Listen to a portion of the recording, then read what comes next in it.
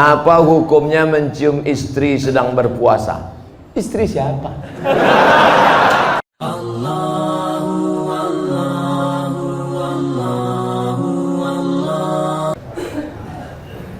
Mengazankan anak baru lahir itu apa dalilnya Pak Ustadz? Nabi mengazankan ke telinga Sayyidina Al-Hasan, anak Fatimah radhiyallahu anha, adzanus shalah, bunyinya seperti azan waktu azan salat. Hadisnya disebutkan dalam kitab Sunan At-Tirmidzi. Nama kitab Sunan Tirmidzi, nama lainnya Jami' At-Tirmidzi. Status hadisnya hadisun hasan, hadis paling tinggi sahih, di bawah sahih hasan, tentang mengazankan bayi. Anak saya mengazankan. Allahu Akbar, Allahu Akbar. Tapi tidak kuat macam itu. Terkejutlah dia. Nah, makanya bapak ibu yang hamil sekarang istrinya nanti bapak azankan. Tapi yang anak sudah lahir tak usah azankan lagi. Ini anak udah semester 2. Balik dari sini, sini sebentar. Allahu Akbar. Apanya ayah ini gitu? Apa hukumnya mencium istri sedang berpuasa? Istri siapa?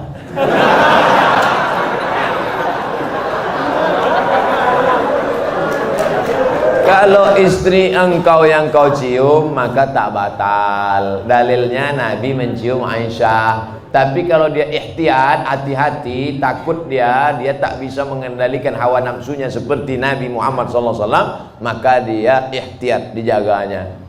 Tapi hukum aslinya tak batal. Tapi kalau sampai memperturutkan hawa nafsu, maka jatuh dalam batal, rusak puasanya. Man lam yada imsakun nafsi, menahan diri, anil mahzurati, dari semua yang terlarang, min tulu'il fajri, dari terbit fajar, ila ghurubi syamsi, sampai tenggelam matahari. Itu definisi puasa. Saya mau tanya mengenai pernikahan uang hantaran. Bagaimana menurut pandangan Ustadz kalau si ibu wanita itu meminta uang hantaran mahar yang cukup tinggi? Ada tiga kemungkinan. Pertama, memang mau bertanya masalah hukum. Yang kedua, mau menyindir mak tua dari sini. Yang ketiga, mau menawar. Perempuan yang paling baik, aqalluha mahran, yang maharnya paling murah. Wahai ibu-ibu, turunkan harga mahar.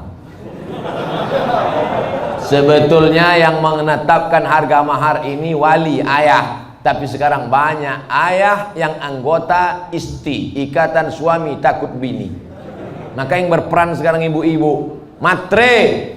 Banyak perempuan lebih mau makan di daun daripada makan di pinggan.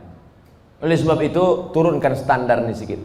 Jangan nanti setelah dia hamil barulah na'udzubillah, datang dia baik-baik. Idza ja'akum man tardawna dinahu, kalau datang kepadamu orang yang baik akhlaknya, wa khuluquhu, baik agamanya, fazawijuhu, nikahkan dia. Illa taf'alu, kalau tak kau lakukan, takun fitnatun fil ardi wa fasadun arid, maka terjadi kerusakan yang amat sangat berat. Tolong jangan sampai anak-anak muda ini besok buat baleho turun ke jalan, turunkan harga mahar, turunkan harga mahar.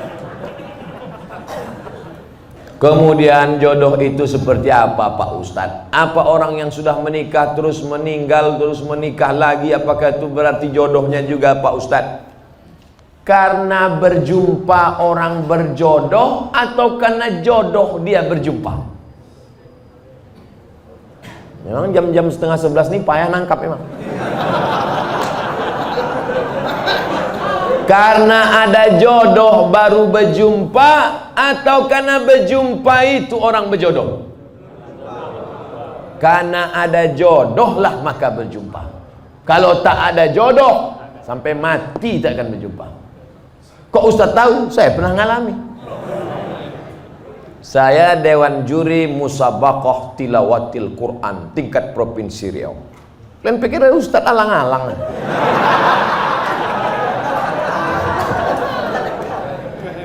Waktu itu belum nikah. Kata kawan saya, Mat, ku carikan kau perempuan qori'ah hafizah. Kami Dewan Juri waktu itu. Iyalah, Kami pun seminggu kami cari, tak jumpa-jumpa. Setelah saya nikah tahun berikutnya, pas kami sedang makan nasi goreng, berbisik kawan saya, "Mat, yang kita cari tahun lalu tuh di belakang." Tapi kita udah menikah. Maka kalau tak berjodoh takkan berjumpa.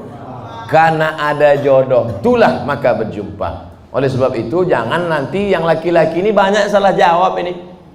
Papa kok bisa nikah sama mama? Entah salah sambung. Jawabannya mesti kau katakan, aku tak pernah mencari makmu, makmu tak pernah mencari aku, Allah mempertemukan kami. Ibu itu pun dari dapur, so sweet. Kalau adakah dalil yang menjelaskan tentang tahlilan? La ilaha illallah, la ilaha illallah, la ilaha illallah. Itu artinya tahlil. Tasbih, subhanallah. Tahmid, alhamdulillah. Takbir, Allahu akbar. Tahlil, la ilaha illallah. Man halala, siapa yang mengucapkan tahlil, summa ahdatsa wabahu ilal mayyit, kemudian tahlil itu dihadiahkannya kepada si mayit, orang mati, yantafi'u bihi, pahalanya sampai dan orang mati itu dapat manfaat. Begitu kata Imam Ibnu Taimiyah dalam kitab Majmu' Fatwa Ibnu Taimiyah. Kenapa Ustaz pilih pendapat Ibnu Taimiyah? Karena yang banyak melarang-melarang nih sekarang anak-anak buahnya Ibnu Taimiyah. Paham? Padahal Imam Ibnu Taimiyah dalam Majmu' Fatawa mengatakan siapa yang mengucapkan tahlil dihadiahkannya pahalanya pada yang meninggal sampai. Kalau dimasakkannya bubur kacang hijau, kenapa Ustaz tiba-tiba ingat bubur kacang hijau? Oke, bubur jagung kalau gitu. Lalu kemudian dihadiahkannya pahalanya untuk almarhum. Sampai apa tak sampai? Sampai. Mana dalilnya? Mana? Kata Sa'ad, ummi matat, makku mati. Afa atasaddaqu anha? Kalau aku bersedekah, pahalanya sampai tak untuk emakku? Kata Nabi, tasaddaq, sampai. Sedekah enggak? Sedekah. Ayu sadaqatu afdal? Apa sedekah yang paling afdal? Kata Nabi, saqyul ma'. Sedekah yang paling afdal mengasih air minum. Kalau air minum saja sampai, apalagi gulai baung. Artinya sedekah sampai. Sedekah sampai. Tahlil sampai. Apa lagi? Bacaan Quran. Yasin wal Qur'anil Hakim, innaka laminal mursalin. Sampai apa tak sampai bacaan Quran pada orang meninggal dunia? Sampai. Bacaan Quran untuk orang meninggal dunia sampai. Mana dalilnya? Ketika Nabi SAW melewati suatu makam, diambilnya pelepah korma, ditusukkannya ke makam itu.